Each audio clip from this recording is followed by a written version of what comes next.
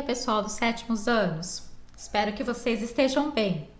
Hoje daremos continuidade ao estudo do sujeito, falando um pouco mais especificamente sobre ele e suas classificações. Esse assunto se encontra no capítulo 7 do livro de vocês, páginas 133 a 138. Vamos lá então?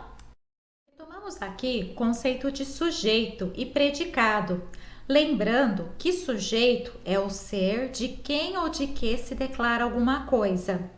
E predicado é a informação, é a declaração sobre o sujeito. Lembrando também que o verbo sempre fará parte do predicado. Conforme já foi mencionado anteriormente, neste capítulo nós trataremos especificamente do sujeito da oração. E então passaremos à classificação do sujeito. Nós temos 3 tipos de sujeito, que são o sujeito determinado, o sujeito indeterminado e o sujeito inexistente. Neste capítulo em específico, nós trataremos muito do sujeito determinado. O indeterminado e o inexistente, eles virão em próximos vídeos, certo?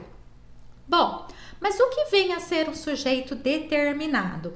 Como a própria palavrinha já diz, sujeito determinado é aquele que pode ser identificado, que pode ser determinado realmente na oração. Ou porque ele já vem escrito nela, já vem escrito na oração, ou porque nós conseguimos identificá-lo pela desinência verbal. Já o sujeito indeterminado é aquilo que a gente não consegue identificar, né? Então, o sujeito indeterminado é aquele que a gente não consegue deixar claro sobre quem ou sobre o que a oração está falando.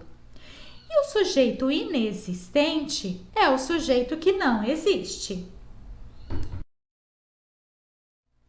Conforme já expliquei para vocês, então, vamos tratar especificamente do sujeito determinado. Para tanto, é necessário que façamos um parênteses aqui.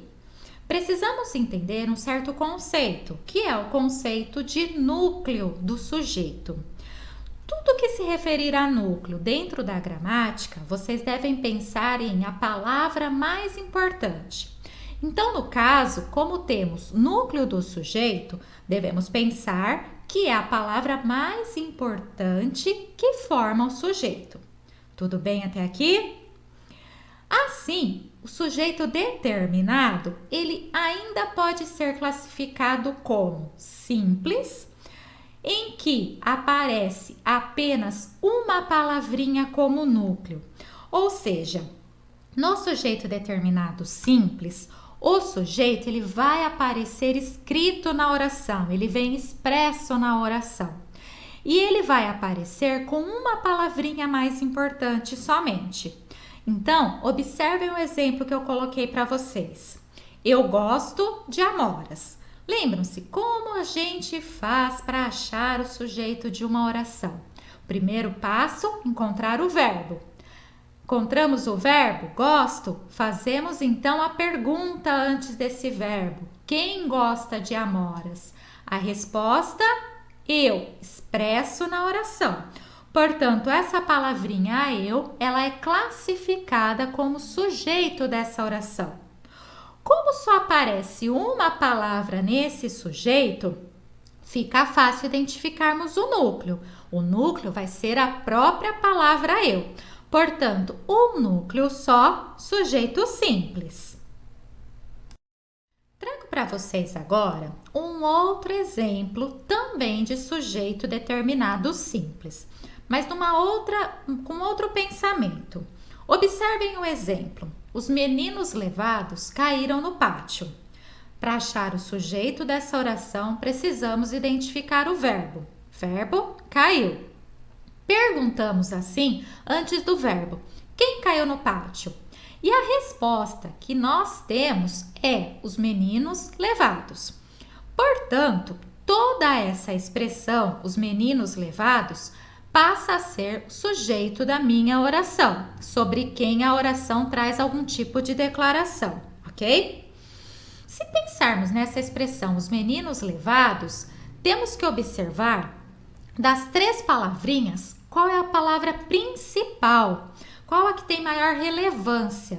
E aí, nós temos que a resposta é a palavra meninos. Mesmo que ela esteja no plural, nós temos aí só uma palavra, certo? Portanto, chegamos à conclusão de que a palavra meninos é o núcleo do sujeito da minha oração. Como é uma palavrinha só, então nós temos que o núcleo meninos classifica o sujeito como determinado e simples. Trago aqui para vocês agora um outro tipo de sujeito determinado, que é o sujeito composto. Observe, se o sujeito determinado simples é aquele em que há somente um núcleo, o que vai acontecer no sujeito determinado composto? Ele vai apresentar 2 ou mais núcleos, ou seja, ele apresentará então 2 ou mais palavrinhas importantes dentro desse sujeito. Exemplo: as meninas e os meninos jogam futebol. Quem joga futebol? Resposta: as meninas e os meninos. Se nós observarmos dentro dessa expressão que identifica o sujeito da oração, nós teremos aí 2 palavrinhas importantes, 2 palavrinhas que são primordiais, que são as palavras meninas e a palavra meninos, certo? Então, nós teremos aí 2 núcleos, portanto, um sujeito determinado composto, ok? E o último tipo de sujeito determinado é o sujeito determinado desinencial, que também pode ser chamado de sujeito oculto. É aquele em que o sujeito não aparece escrito na oração, ele não vem expresso na oração.